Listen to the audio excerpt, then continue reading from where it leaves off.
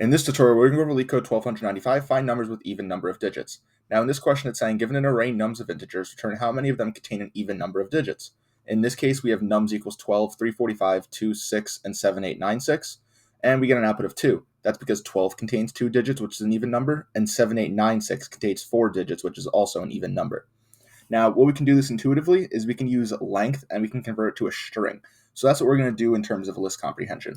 We can come over to the coding portion and we can do return sum, and it's going to be of this list comprehension here. So we're going to do one for num in nums if len string num, and we're now going to test to make sure it's an even number. So we're going to do mod2 equals 0.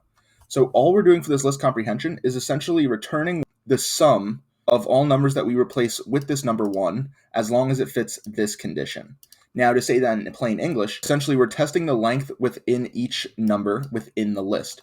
So for example, if this is the length of 2, it'll be true, so it'll replace it with a 1.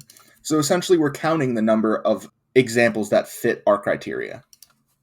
At the end of it, we take the sum, because if you have, for example, 2 1s, which we did have here, this would be replaced as a 1, and this would be replaced as a 1. We're taking the sum of it.